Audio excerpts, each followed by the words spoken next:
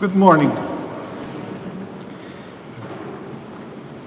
This is a feast of the Theotokos.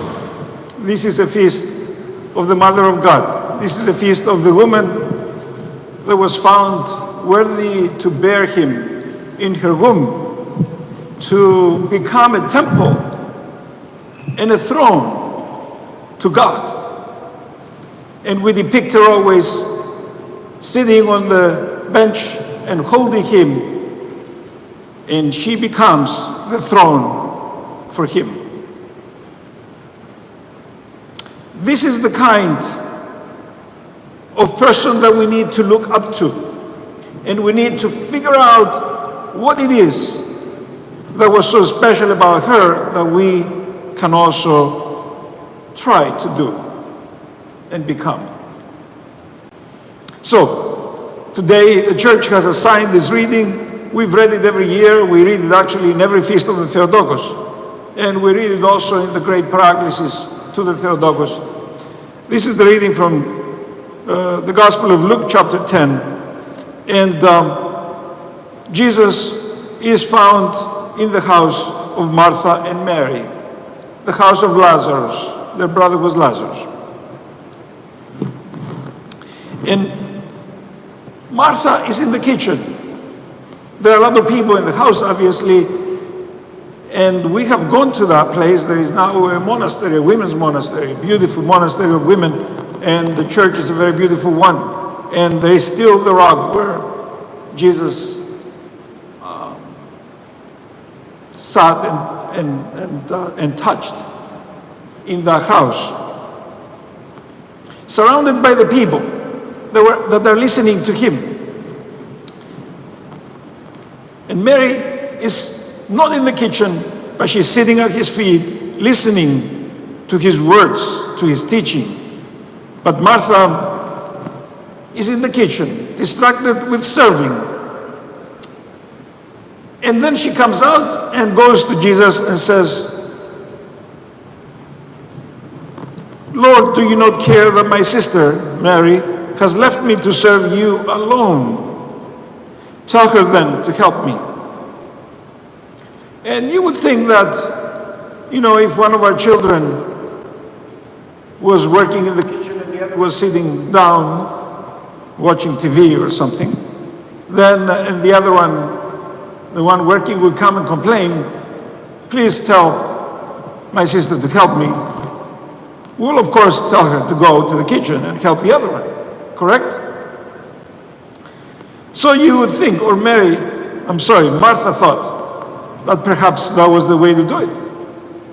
So she asked the Lord to ask her sister to help her with the serving. But the Lord answered her instead and said, "Martha, Martha, you're anxious and troubled about many things. One thing is needful. Mary has chosen a good portion, which shall not be taken away from her."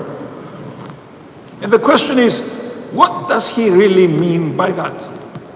What is this good portion? Can we have it too?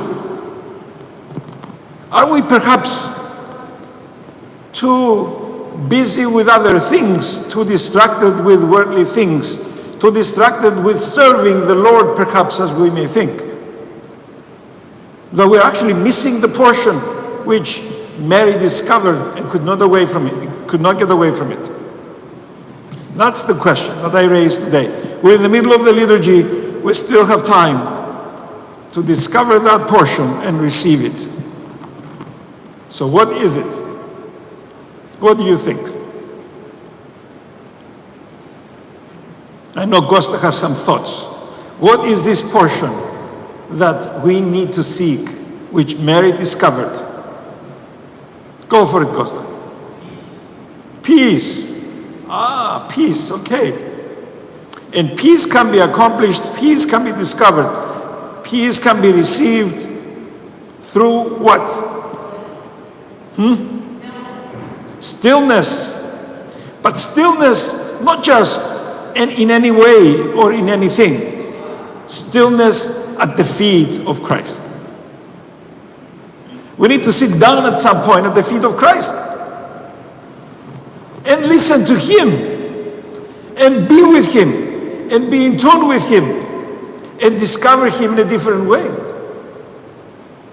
But instead of that, we're serving, we're doing things, we're serving him, we say.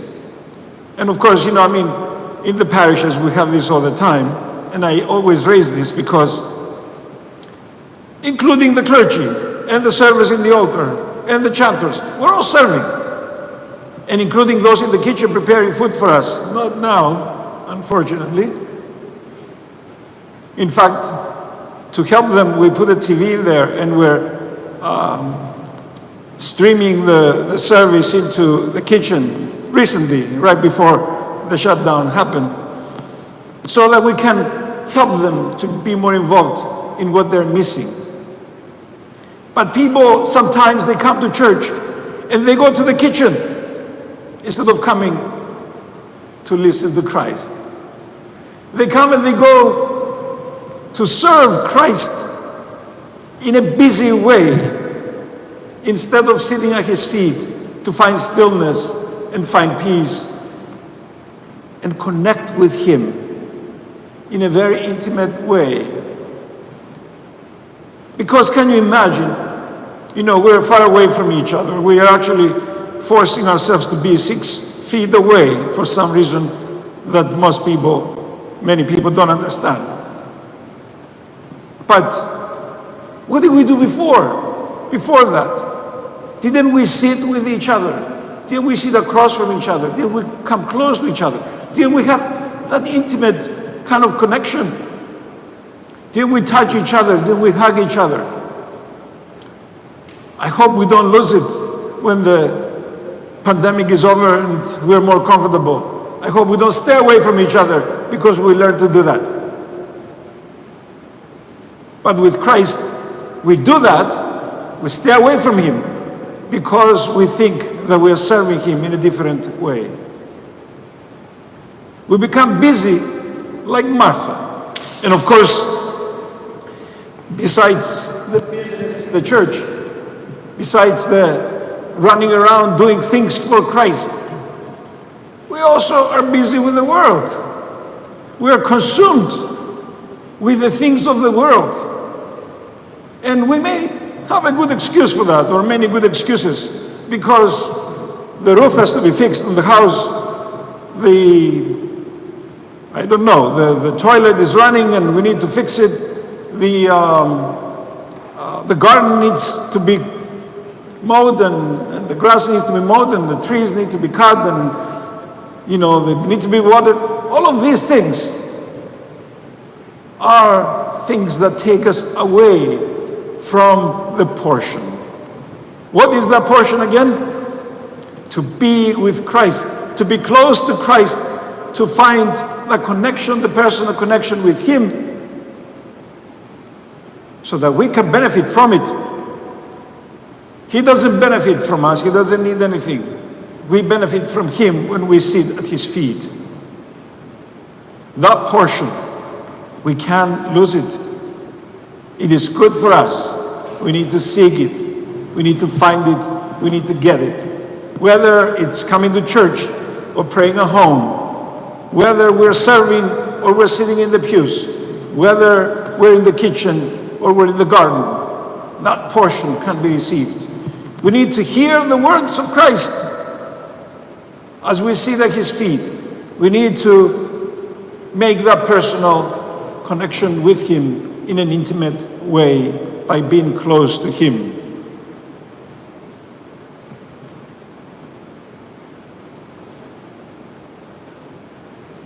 And then as he said this, a woman in the crowd raised her voice and said to him, "Blessed is the womb that bore you and the breast that you sucked."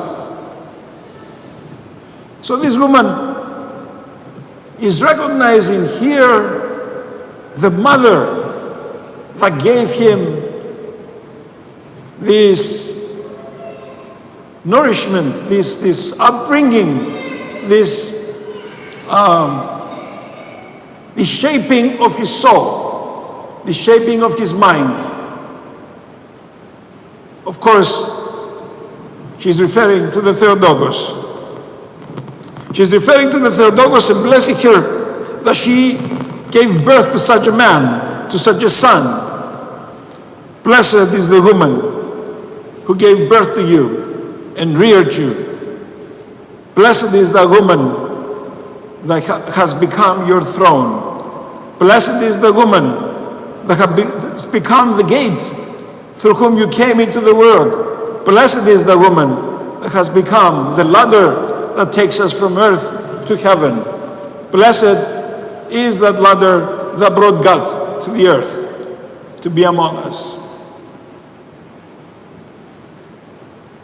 But he responded in a very strange way. And he said, blessed rather are those who hear the word of God and keep it. And I always talk about this almost every year, if not more frequently, whenever we read this text. Here the Lord is telling us that yes, my mother is blessed. I know that, of course. That's why I chose her to be my mother. But blessed are also those who become like her. And how do we become like her? Here it is. If we hear the word of God, and if we keep it like she did. She was close to God, as close as anyone can ever be. And that's why she received him in her womb. And she has him in her heart. And so if we also come close to God, we will become like her. We will receive the word of God in us. And then if we keep it, we'll be even more blessed. And that's what we need to do today. Let's receive Christ in our hearts, in our minds, in our souls. And let's keep him forever, that he may bless us and sanctify us. Amen.